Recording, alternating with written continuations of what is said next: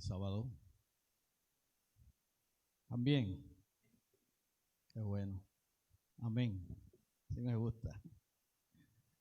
Para mí es un privilegio siempre venir a esta iglesia. Me da mucha emoción y estoy nervioso como la primera vez que vine aquí en agosto de 1984. Eso fue los otros días. Sí. Me acuerdo cuando tú venías con tu pistola todavía aquí. Socorro, yo cumplí años ayer, así que tú y yo casi nacimos. Yo nací antes que tú. Por lo menos un día antes que tú. No sé si un año antes que tú. ¿Qué pasó de los 90? Mira, Socorro, dice aquí este hombre. ¿Qué tú crees? Ahí tiene. Ahí tiene. Estamos contentos de estar acá, de ver a la hermana Abigail y a su esposo acá con nosotros. Dios les bendiga. Y a su hijita. Yo creo que yo conozco a la otra. No sé si es a esta o a la misma, porque... Bueno, ¿quién toca el piano? Brenda. Sí. A ella yo no la había visto. Quizás sí, pero no me acuerdo. Durante los próximos días vamos a estar tratando el tema de las marcas de Cristo. Pero no vamos a estar hablando precisamente de las marcas aquí, sino de las marcas que Cristo dejó aquí en la tierra mientras Él estuvo aquí y su ministerio. ¿Cuáles fueron esas marcas? Y vamos a ver algunas, porque originalmente yo pensaba, quizás que ya estoy viejo, pienso que todavía las campañas las hacemos así, de muchos días, y yo tenía un montón de temas, pero me dijeron que solo lunes, miércoles y viernes, así que hice un ajuste con los temas, y el sábado sí, pero son solo sábado, lunes, miércoles, 5 temas, ¿verdad? Y eran 8, así que hubo que cortar. Así que vamos hoy a hablar acerca de la valoración de la vida humana. Luego vamos a tratar el tema de la libertad el lunes. Luego vamos a hablar de estoy aquí buscando los temas que voy a dar. La salvación de Jesús, la ética y la moral de Jesús y finalmente la transformación de las personas, marcas que Jesús dejó. Así que esos van a ser los temas que vamos a tratar. Hoy vamos a hablar de la valoración de la vida humana. Cuando leemos el texto de Marcos 6 que nuestro hermano leyó, y nos vamos a concentrar allí, sí que se pueden llegar a ese lugar. Y agradecemos a todos los que nos acompañan hoy para que puedan aprender un poquito más del amor de Dios para nosotros. Cuando nosotros leemos el texto de Mateo 6, 25 y 26, generalmente enfatizamos el peligro de uno estar ansioso por tener las provisiones diarias de las cosas que necesitamos. Eso es lo que pareciera decirnos el texto, ¿verdad? Allí. Y aunque eso es un uso adecuado del texto, no es eso lo que vamos a hablar hoy. Jesús le dice: no se angustien por vuestra vida, qué habéis de comer o qué habéis de vestir, ¿no es así? O de beber, ni por vuestro cuerpo que habéis de vestir. Y eso es un punto válido de que hablemos de las preocupaciones de la vida, pero aunque eso es un punto, como le dije, válido, hay un punto que a veces pasa desapercibido en este texto para nosotros y a los ojos de Dios es importante. Fíjese que en el versículo 25 que acabo de leer, Jesús afirma que la vida es más valiosa que el alimento, que la vida es más valiosa que el cuerpo, que la vida es más valiosa que lo que nos ponemos, que a veces estamos tan preocupados, especialmente las mujeres, ¿verdad? Que llegan el sábado y se paran allí frente al closet y hay como 50 vestidos y dicen: no tengo nada que ponerme. Y están preocupadas porque yo siempre cuento la historia de que una vez hubo una ordenación de pastores. Y entonces usted sabe que para la ordenación, pues el pastor y la esposa se visten de una manera especial. Y entonces en esa ordenación resulta que cuando llegaron a la ordenación, las 2 de las esposas de los pastores que se ordenaban tenían el mismo traje. Y si ustedes supieran que una de ellas Después fue que yo me enteré de ese chisme, ¿verdad? Estuvimos esperando para empezar la ordenación y esperando porque una de ellas se fue a JCPenney a cambiarlo. Así que hubo que esperar que ella fuera. Digo, eso yo me lo enteré ya después de 2 o 3 días, ¿verdad? Pero estuvimos esperando casi 1 hora. Que ¿por qué no empezamos? ¿Por qué estamos? No es que falta alguien. Es que una de ellas no quería tener el mismo traje, así que fui solo. Imagínense ustedes la preocupación de la gente. Jesús dice, no te preocupes por eso. La vida es más importante. Y nos damos cuenta de lo importante que es la vida, especialmente cuando perdemos la salud, ¿no es cierto? Ahí es que nos damos cuenta que todo el dinero que podamos acumular, que todo lo que podamos alcanzar en esta vida por nuestro esfuerzo, al final no tiene ningún sentido, ningún valor. Steve Jobs, el creador de Apple, que todos sabemos murió joven, murió a los 56 años de cáncer del páncreas. Era vegetariano, vegano estricto, pero comía muchas frutas, y pues le dio cáncer del páncreas. Mucho azúcar, sí, porque lo bueno hasta en exceso es malo, ¿verdad? Lo enterraron lo echaron dentro de un sarcófago de platino, que eso no se pudre jamás. O sea, lo de afuera, ¿no? Él sí, él se va, aunque esté encerrado ahí. Pero imagínense ustedes, la vida se redujo a $50,000 que cortó el ataúd y todo lo demás. ¿Qué es la vida? La vida es importante, ¿verdad? Eso es lo que nos dice Jesús. Jesús afirma que es más valiosa que todo lo demás. Y en el versículo 26, Jesús afirma que la vida humana tiene más valor que la vida de los animales.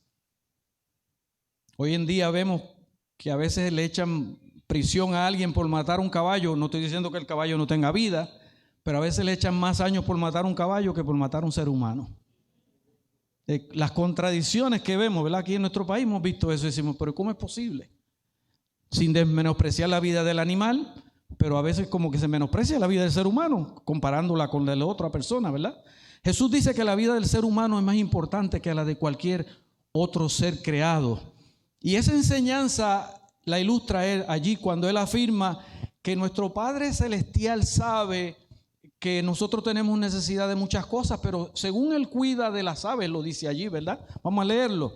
Él dice, mirad las aves del cielo que no siembran, ni ciegan, ni recogen en graneros, y sin embargo, nuestro Padre Celestial las alimenta. Y luego hace la pregunta, ¿no valéis vosotros mucho más que ellas? O sea que nosotros tenemos un valor, y Jesús, una de las marcas que Jesús dejó bien clara es la valoración que tú y yo tenemos como seres humanos. Tenemos un valor incalculable. Y nosotros no podemos olvidarnos de eso. Hay otros pasajes, así como Mateo, donde en los evangelios se muestran, y Jesús muestra durante su ministerio el valor de nosotros, tuyo y mío, como seres humanos, independientemente de nuestra clase, de nuestra posición social. Cristo presenta, igual los apóstoles, la importancia que tiene la vida tuya y la vida mía. Jesús afirma, como decíamos, que es más valiosa la vida que el cuerpo y que el vestido. Y Jesús le dio valor, como mencionaba, a todas las clases de la época. Tristemente, a través de las edades hemos visto esa clasificación. En la India especialmente hay muchas castas, ¿verdad? Hay diferentes grados y dependiendo de la casta, pues mientras más bajo en las castas, pues más pobre uno es. Existen esas diferencias de clases y las han existido en todas las épocas, pero Cristo trató de ayudar a la gente a entender que todos delante de Dios tenemos el mismo precio, el mismo valor. Por eso Él dio su sangre por ti y por mí. Porque no importaba nuestra posición, Dios nos amó hasta el punto de que dio su vida para que tú y yo hoy podamos tener ese mensaje de salvación y podamos vivir para Él. Y hoy vamos a explorar brevemente en el tiempo que me queda, que son 3 minutos hasta las 12, pero me dijeron que podía llegar hasta las 1:30. Vamos a explorar este tema en detalle. Jesús le dio valor a las personas de su época. Por ejemplo, Jesús valoró mucho a los niños. Todos conocemos los textos, yo no los voy a leer todos porque Voy a mencionarlos. Mateo 18, 1 al 5. Recuerdan, allí los discípulos le preguntan quién es el mayor en el reino de los cielos, y Jesús dice que trajo a un niño y lo puso, y hace un ejemplo, ¿verdad? El que recibe a un niño en mi nombre como este, a mí me recibe. Y ahí le empieza a explicar la importancia de que recibir a un niño era importante, porque el que es como un niño, dice Jesús, ese es el que es grande en el reino de los cielos. Cuando Jesús dijo esto y puso al niño y lo enalteció, y decía Jesús que los niños, que hay que ser como niños para ir al cielo, y luego, eso fue en el capítulo 18, luego en el capítulo 19 está el famoso texto, dejad los niños, ¿verdad? Venir a mí. Perdóneme que. Dejad los niños venir a mí, no se lo impidad, porque de los que son como ellos, de los tales es el reino de los cielos. Un texto, nuevamente aquí vemos que los discípulos estaban tratando de impedir, ¿verdad?, que los niños se acercaran. Porque los niños no eran considerados de mucho valor, de poca importancia, no se les hacía caso. Y a veces en las culturas en las que nosotros nos criamos cuando éramos niños, usted sabe que a nosotros como niños no nos hacían mucho caso. Habían hasta dicho que decían, los niños hablan cuando las gallinas, ya ustedes saben. A mí me lo dijeron cuando yo era niño. ¿Ustedes se acuerdan de eso, verdad? Sí, a ti también, porque nosotros no éramos importantes. Y Jesús le dio importancia a los niños en una época mucho antes que nosotros, cuando el valor era menos que lo que era hoy día. Vemos importancia que Jesús le da a los niños, ¿verdad? Mírenlo, en el tiempo de Jesús los niños eran realmente no valorados. Quiero leerle una cita que pensé que la tenía aquí, pero la tengo acá escrita. Dice así, cualquiera que reciba en mi nombre a un niño como este, a mí me recibe.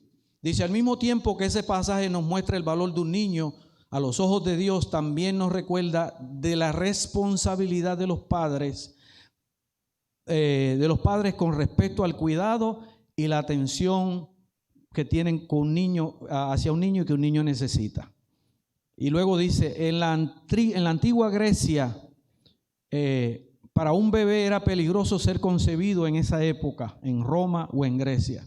En ese tiempo el aborto era desenfrenado, el abandono se practicaba normalmente, era común que los bebés débiles e indeseados fueran llevados al bosque o a las montañas para que fueran devorados por animales o para que murieran de hambre o para ser atrapados por algún extraño que vagara en la noche y que los usara para cualquier fin pervertido que quisiera. Y luego dice la cita, los padres abandonaban prácticamente a todos los bebés deformados. Muchos padres pobres abandonaban a sus bebés porque no podían mantenerlos y los dejaban. Eso aparece en el libro Y si Jesús no hubiera nacido. Así se titula el libro. Así que así era como se trataba a los niños en ese tiempo. Y en ese mismo tiempo es que Jesús le da valor a los niños. Pero Jesús también valoró a las mujeres. En una época donde las mujeres no eran tenidas en cuenta, Jesús las valoró. Y saben, por eso es que nosotros tenemos que creer en la resurrección. Hay gente que no cree en que Cristo resucitó.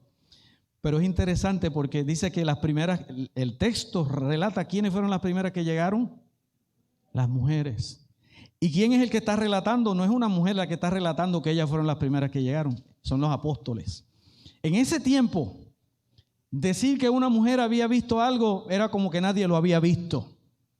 Pero cuando los apóstoles lo establecen allí es porque ellos están seguros de que las mujeres lo vieron. Le estaban dando importancia a las mujeres en ese momento, porque las mujeres no eran tenidas en cuenta en muchas cosas. Miren lo que nos dice aquí. Nos dice las mujeres... déjame ver si yo veo allá porque sale. Bueno, aquí tengo. Las mujeres no podían integrar el quórum que constituía una sinagoga. Ellas iban a la iglesia, pero tenían que estar en un lado aparte y no las consideraban como parte. No se podía contar con ellas para recitar el Shema diario o hacer peregrinaciones a Jerusalén para las fiestas principales. Ni hay ejemplos conocidos de mujeres leyendo el Torá en la sinagoga en la época de Jesús. Además, no hay ninguna evidencia de que antes del ministerio de Jesús las mujeres judías pudieran ser discípulas de un gran profesor. Mucho menos viajar con ese profesor o instruir a alguien que no fuera niño. En un contexto tan restrictivo, la relación de Jesús con las mujeres debe haber parecido realmente radical. Así era. Lo que Jesús hizo no lo había hecho nadie anteriormente. Y le dio ese lugar a las mujeres, un lugar privilegiado para que estuvieran allí con él. Hay algo más que nos dice aquí. En el mundo greco-romano, por ejemplo, las mujeres, no sé si le di para adelante, aquí sí. En el mundo greco-romano, las mujeres también eran desvalorizadas.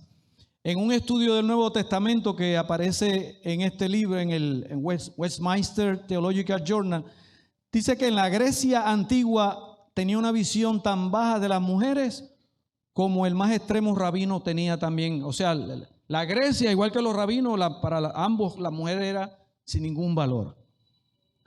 A las mujeres se les veía como instrumentos para usar en vez de individuos a ser valorizados.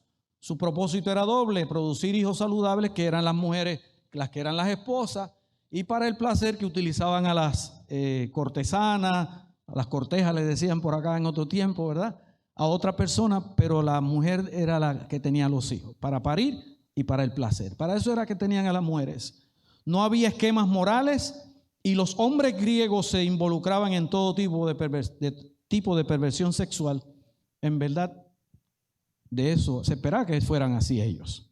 Así que en ese mundo, en esa cultura, Jesús enaltece a la mujer. La coloca de igual a igual y camina con ella, van con ella, les enseña, caminan con él en todo momento.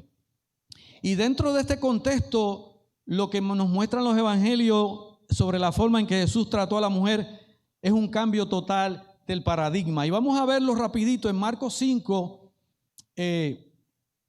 porque es interesante lo que dice Marcos capítulo 5.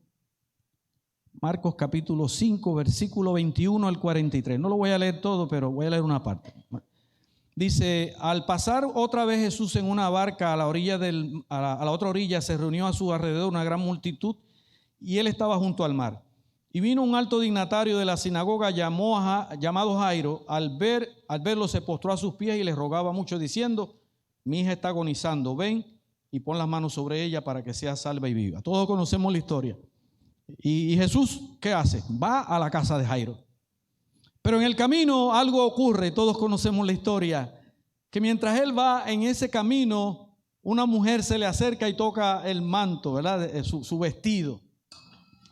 Y Jesús enfatiza aquí la fe natural de esa mujer, que durante muchos años había estado sufriendo de una enfermedad incurable, pero Jesús allí enfatiza la fe, que él le dice: tu fe te ha salvado. Jesús le habla a la mujer, se detiene.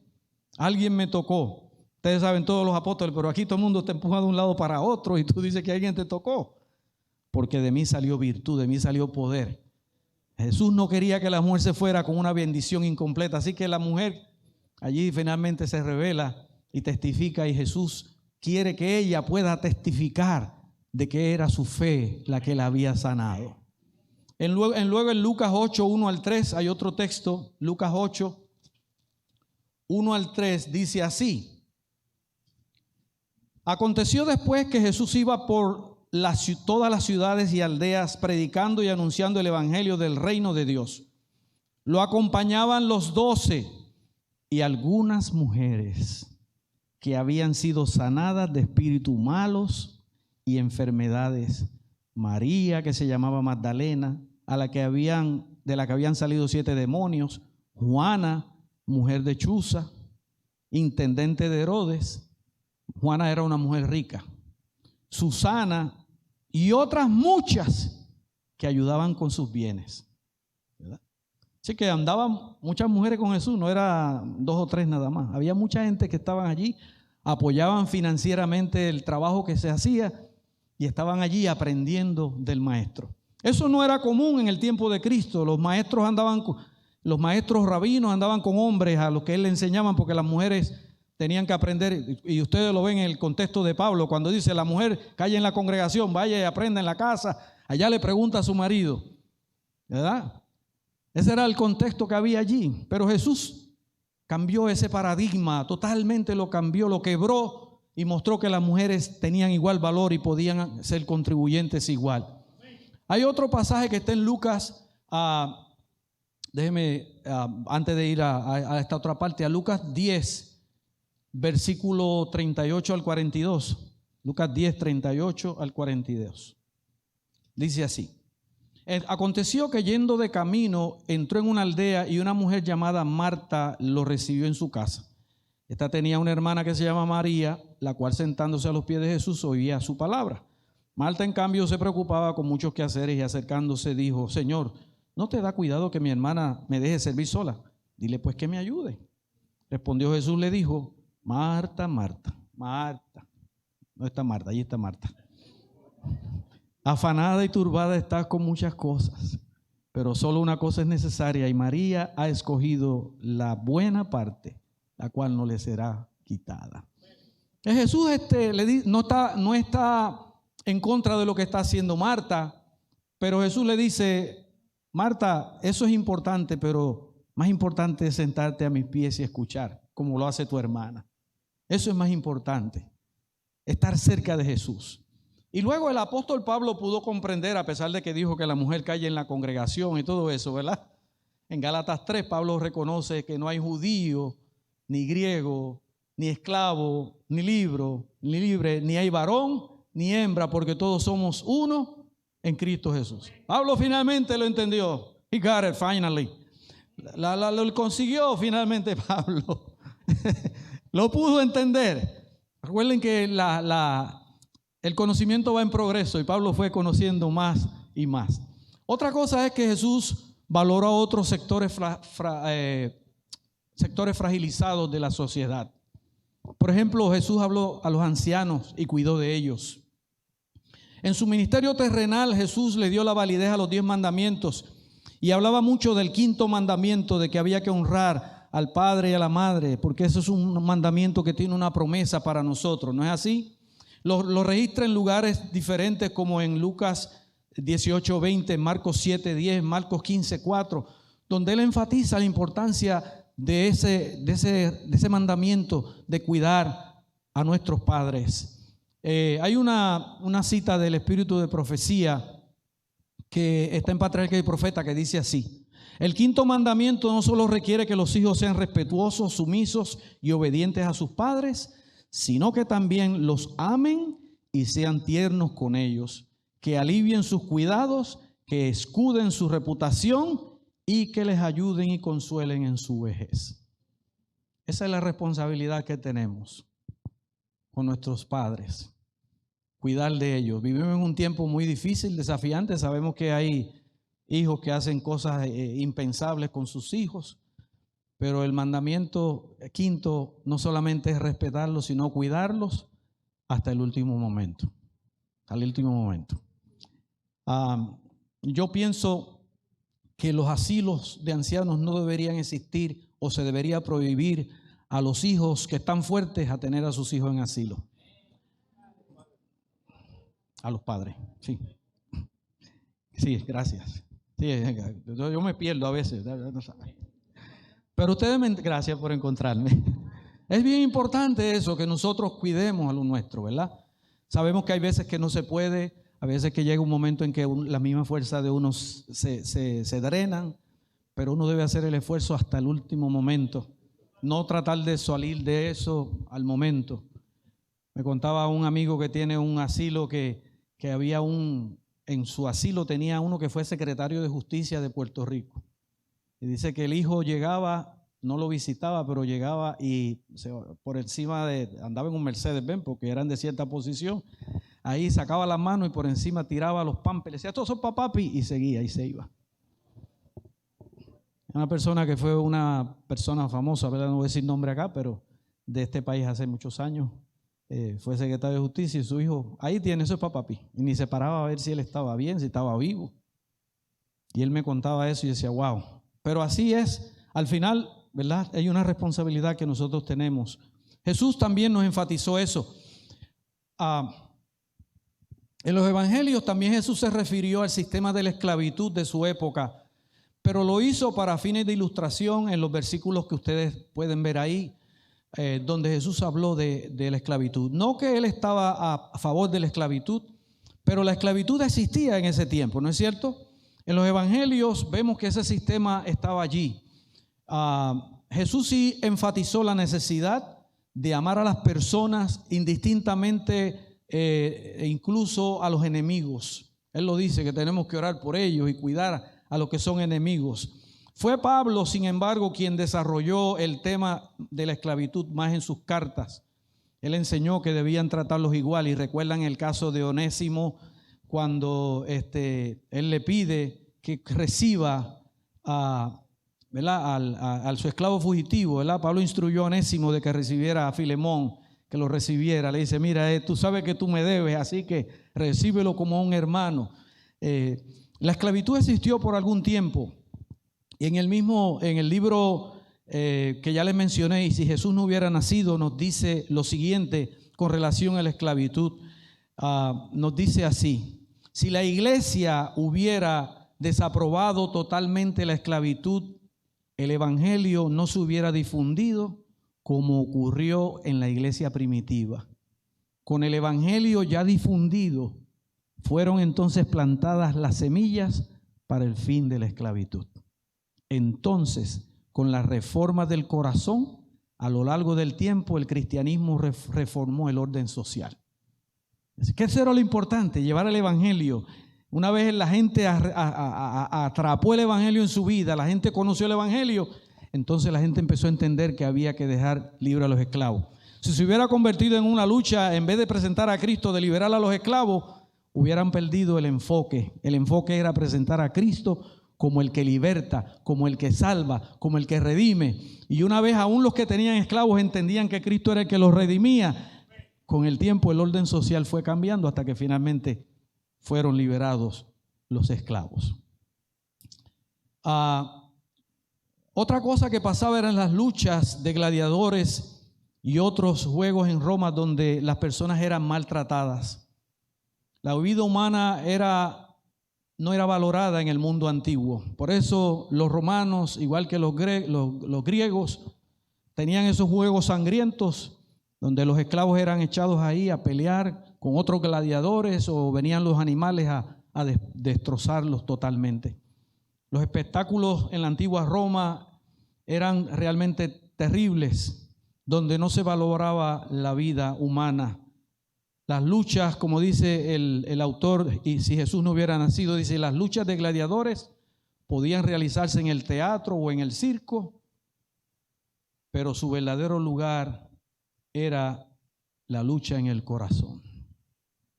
La gente no había conocido todavía muchos a Jesús, pero a medida lo fueron conociendo, entonces Cristo hizo el cambio.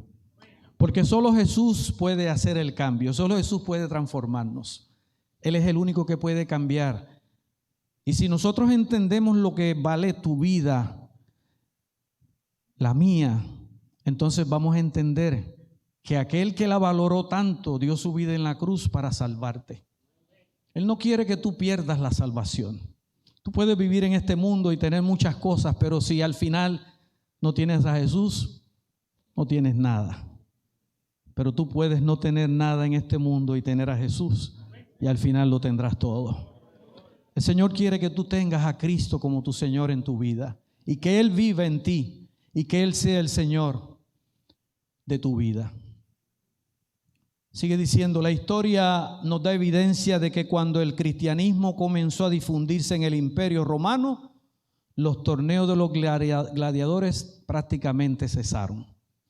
Cuando el Cristo llegó, ya no se valoraba más la vida humana y ya no las echaban a pelear unos con otros. Cristo fue cambiando.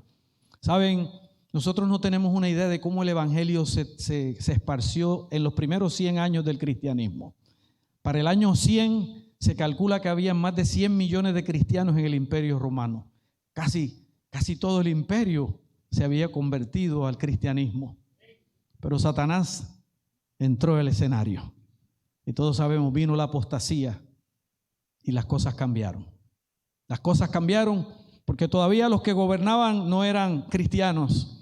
Y de alguna manera Satanás tenía que lograr entrar. Y todos conocemos la historia, cómo el paganismo se fue introduciendo en la iglesia y una iglesia pura se fue pervirtiendo. Pero fíjense ustedes que cuando Cristo vino al imperio, las prácticas salvajes fueron cesando, fueron eliminándose. Y Cristo, cuando viene a tu vida, Él quita todo aquello que no es bueno, todo aquello que es negativo, Él lo quita. Porque Él es el único que puede transformar nuestro corazón. Así que reflexionemos brevemente. La vida de Jesús y sus enseñanzas no solo cambiaron completamente el rumbo de la historia humana, sino también pusieron el valor de la vida humana en la perspectiva correcta. Tu vida y la mía costó la sangre del Hijo de Dios. Así de valioso eres tú. No había otra persona que pudiera redimirte. No había otra persona que pudiera salvarte. Solo Jesús. Por eso no hay otro nombre en el que podamos ser salvos. Solamente en Cristo.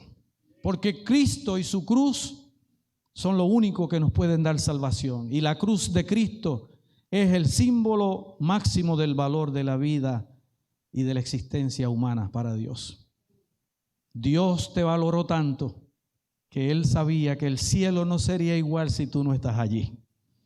Y estuvo dispuesto a dar lo más preciado a su único Hijo para que tú puedas tener vida eterna. La pregunta entonces en esta tarde ya es: ¿le entregarás tú la vida a Jesús para que Él vive en ella todo el tiempo? ¿Para que Él sea tu Señor? Entonces alabémoslo diariamente. Vivamos una vida que glorifique su nombre, porque Jesús se está acercando. Él prometió que vendría, y como es nuestro canto tema, pareciera que se demora, parece que se atrasa, pero un día muy pronto Él volverá por ti y volverá por mí. ¿Quieres tú prepararte para ese día? Yo quiero estar preparado. ¿Quieres tú también? Que Dios te bendiga. Entonces vamos a devolver. Como adventistas del séptimo día, queremos hacer honor a ese nombre. Queremos anhelar cada día tu regreso. Tenemos tantas gracias que darte por lo que has hecho y estás haciendo en nuestra vida. No merecíamos tu amor ni tu salvación, pero tu amor es inexplicable. Gracias por amarnos y gracias por salvarnos en la persona de Jesucristo. Gracias por el valor que has colocado en nuestra vida. Que nosotros también podamos no solamente valorar nuestra vida, sino la de nuestros semejantes.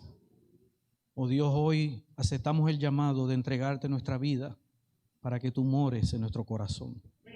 Llénanos de ti, de tu presencia y de tu espíritu, para que vivamos solo para glorificar y alabar tu nombre.